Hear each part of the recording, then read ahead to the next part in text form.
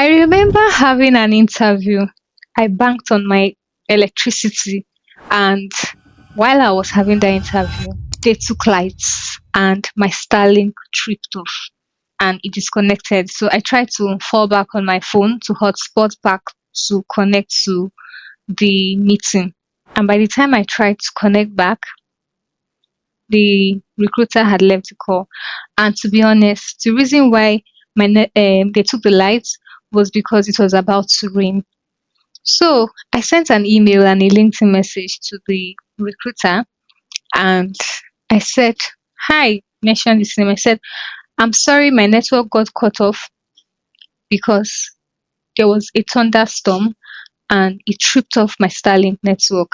But I tried to join back immediately after fixing the network, but I realized you had left the meeting. Is it possible if we could reschedule the meeting again?" Yeah, we had a thunderstorm here, so it tripped off the Starlink. But I quickly connected back, but looks like you had disconnected. He was kind enough to say, "Sure, it's understandable that can we do Tuesday the following week," and sent me his calendar to book. Hello, how are you?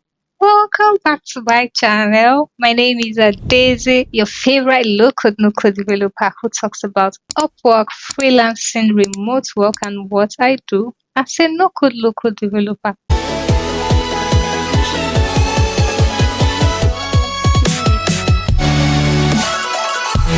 Today, we're going to be addressing issues where we speak in our language as Africans, as Nigerians, that do not resonate with the global market, the global job market, or foreign clients you have, a way you can convey your situation or your message without them saying, "Huh? What are you saying? I don't understand what you're trying to say." Come, let's sit and talk heart to heart how we can fix this together. Okay? Stop saying it took lights. Here is how to speak like a global pro in interviews and jobs. If you ever said they took lights in a job interview, this video is for you. You didn't fail that interview because you're not smart. You failed the interview because you did not speak in a language that matches the global expectation. Come, let's fix it together. Today, I want to share with you some terminologies we use as Africans or as Nigerians that doesn't really resonate with foreign clients. And to be honest, it's not helping, especially during the interview process. Now, this is not an excuse for you to be um, unprepared for interview. In my own case, there was lights the whole day, so it didn't just occur to me that they would take the lights for me to have switched over to the inverter and bank on the inverter. It didn't just occur to me, but I've learned my lesson that that shouldn't happen again. But if you have an interview, you're supposed to be well prepared. Be sure that there's power supply. Be sure your internet is okay and even have backups. Even the power supply, have backups if possible. Have your workspace together. Let everything be available. Don't just go there and be looking to speak big grammar or speaking terminologies and expect somebody to understand. Nah, it doesn't work that way. This is just for extreme cases, and just know that this video covers both for interviews and jobs. You can be working with foreign clients and you just need to use the right terminology so that they understand the message you're trying to convey, or during an interview they understand the message you're trying to convey. Because I mean, it's normal, we are two different worlds, and it's expected that some terminologies we say is not what they understand it as. Same with some terminologies they say we don't understand it. Okay, so let's get into it. You need to understand that these clients or recruiters or foreign people you work for would not understand what malaria means the way you do, because it's not a common occurrence in their country. Or when you say "I'm down," They don't know that it means you're sick. Hey, don't get me wrong. It's not me trying to say you should sound foreign or sound with an accent. No, don't get me wrong. It's just you being able to communicate properly and, let them understand you better. I hope you're getting the drift. So, here are some local phrases said in our mother tongue or said in our local way, and these are the alternative, the global alternative. So, I'll mention the local phrases and the global alternative to what those things are being said. Instead of saying they took lights, say there was power outage. Instead of saying it rained, especially if it was heavy, say there was a thunderstorm. Instead of saying I have malaria, say I have flu or I'm down with fever. This one is for my ladies.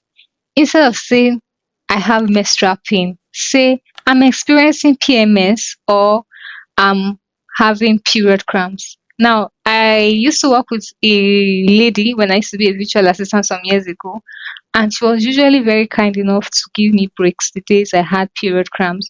So whenever I felt had terrible pains and it made me very uncomfortable, and I don't want to go into details, I'll always reach out to her because that day I'm not able to walk. And I'll tell her how I feel. And she was kind enough to give me breaks because once she was a woman, she was able to relate, and I spoke in terminologies that they were easy to understand. Are you getting the gist now? Instead of saying, I'm not feeling fine, it's even funny saying it. Instead of saying, I'm not feeling fine, say, I feel unwell or I'm under the weather. That sounds better. I mean, is it not nice in your ear? The alternatives. And I think we should normalize using it even in our country so that you gain mastery of using them. And I think they are the right terminologies really. We're just used to we're just used to our amazing kind of languages, or I don't know what to call them, but you get what I'm trying to say. Instead of saying I have kata or I have kata, I don't even know. Instead of saying I have kata, say I'm having a runny nose or I have cold. I'm down with cold. You know, that sounds better. That sounds tush. Don't mind me. But you get the drift. You get the drift. Instead of saying I have typhoid, you could say I have food poisoning. Instead of saying I'm on seats, instead say I'm at my desk or I'm available now. Instead of saying I'll flash you or let me flash you, say I'll give you a call. Please don't go and say this one outside. I'll flash you. Even as a Nigerian, don't say it outside to anybody. Say I'll give you a call. That sounds better. That sounds really better, especially those who deal with calling their clients. Maybe you have a foreign number and you're doing cold calling and all that. Those are the people that this one fits the most, okay? Instead of saying, I'm going for NYSC or I'm going for youth service, say, wait for it, wait for it, don't laugh. But to be honest, this sounds better. Say, in my country, after college, the country mandates you to go for 1 year service to the country. But in that 1 year of service, you are trained for 3 weeks by the military before you continue your 1 year mandatory service to your country. I know it sounds too long. I understand, but that sounds better. It might not be an occurrence that is common to them, but it's something that they'll find fascinating. They'll tell you to tell them more about it, and you have to use terminologies for them to understand. Not everybody knows what National Youth Service Corps means, or Youth Service means, or NYC means, and not everybody knows or use university in their country. Most of them use college. So you can use college in place of university. You can use military. Because when you go to the orientation camp for service, not be military men, they train you. So you're trained for 3 weeks for by the military before you go for the compulsory 1 week. In fact, if you even want to make it more like you're a very, very a committed citizen, you can say this is our way of Just find something. Let me not think too much, but find a reason. Maybe if they ask a reason why you people do it, you can just say it's just our way of giving back to the country after going to the university and maybe getting subsidized school fees payments and all that. Just come up with something for them to understand. And why I'm very particular about this one is because many people get into freelancing before they go for youth service. And maybe you're looking to take permission for 3 weeks break to be in the orientation camp, because in the orientation camp you are not allowed to go work. You are not even allowed in with a laptop, just your phone.